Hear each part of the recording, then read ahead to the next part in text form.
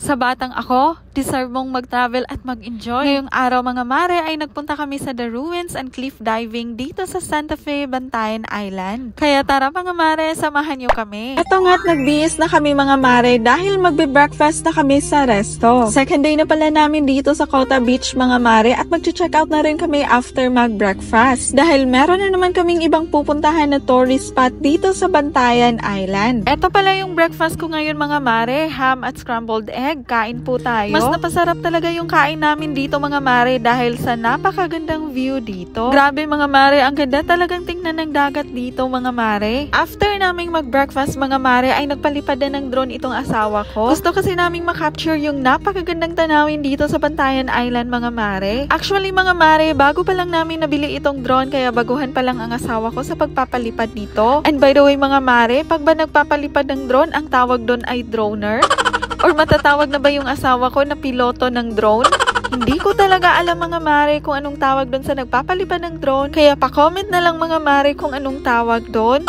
And by the way mga mare, makikita nyo pala yung drone shot nito doon sa page ng asawa ko. Ilalagay ko na lang din dyan sa comment yung link ng video kung saan nyo pwedeng mapanood. At dito nga ay kahit sobrang init ay for the go pa rin ang mga person na maglibot-libot dito. At para makapture na rin namin itong napakagandang dagat ng Bantayan Island. Yun bang hindi baling umitim sa kakagala, basta ang importante sa amin mga mare ay nag-enjoy kaming makita ang mga magagandang tanawin. Kasi mga mare, yung mga ganitong memories at yung saya ay hindi kailanman namin makakalimutan hanggang sa pagtanda namin. Kasi yung pera, kikitain mo lang naman yun ulit, pero yung mga magagandang alaala katulad nito ay mahirap nang maulit. At dito nga ay natapos na kaming magpalipad ng drone at babalik na kami sa room namin. At eto nga yung nangyari mga mare habang pabalik kami. Ala!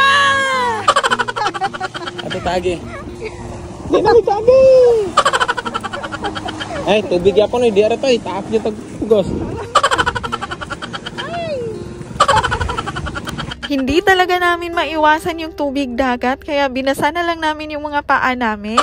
At dito pala mga mare ay inalalayan ako ng asawa ko dahil nakapikit ako. Pinapapikit niya kasi ang mata ko mga mare para daw hindi daw dumilim yung paningin ko kapag nasa room na kami. Didilim daw kasi yung paningin namin dahil galing kami sa init. Naranasan niyo rin ba yung ganun mga mare na didilim ang paningin niyo kapag galing kayo sa napakainit na lugar tapos pupunta after sa napakadilim na lugar? At eto pala yung nangyari mga mare. Ako.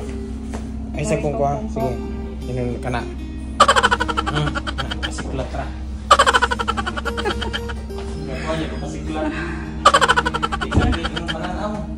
Ngit-ngita oy. Okay, pasiklat na tayo ng kambiyo.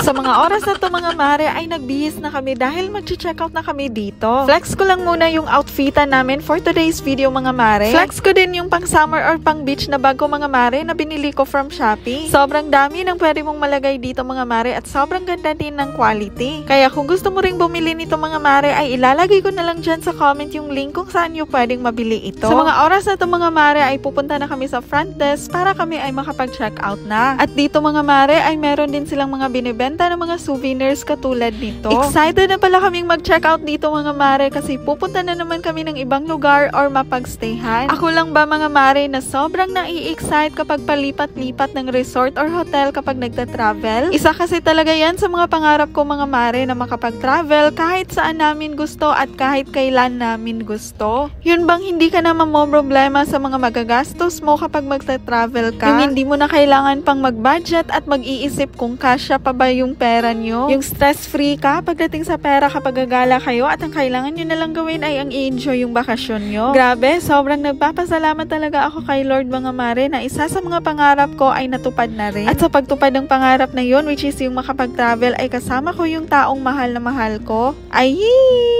Pupunta pala kami ngayon mga mare sa The Ruins and Cliff Jumping. Isa sa mga tourist spot dito sa Bantayan Island. And from Cota Beach mga mare ay 8 minutes lang yung biyahe papunta doon. And andito na pala kami mga mare at good thing dahil kami pa lang yung tao dito. Paano ba naman kasi mga mare ay mag-aalas 12 na sa mga oras na ito kaya walang tao?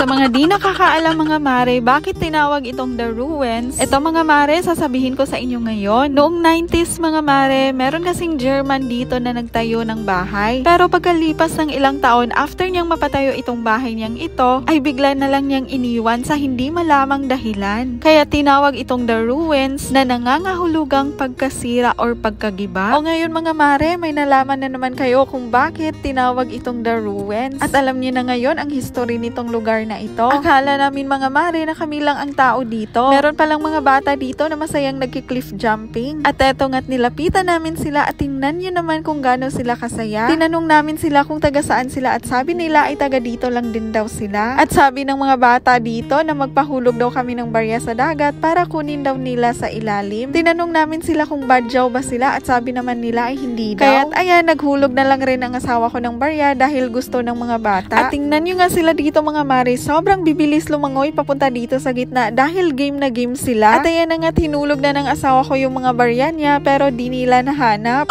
Kaya't binigyan na lang sila ng asawa ko ng 500 pesos para paghati-hatian na lang nila. Sobrang saya nga nila nang nabigyan na namin sila at nagpasalamat naman sila. At kahit tirik na tirik ang araw sa mga oras na ito mga mare, ay for the go pa rin talaga ako dito. Nawawala talaga yung pagod at gutom ko mga mare kapag nakakakita ng mga bagong lugar or tanawin. Kayo rin ba mga mare? Ganyan talaga siguro mga mare no, kapag gusto mong i-heal yung inner child mo. Yung batang ako kasi noon mga mare ay eskwelahan at bahay lang yung pinupuntahan ko. Kasi wala naman akong mga barkada noon mga mare kasi napaka-studious kong bata.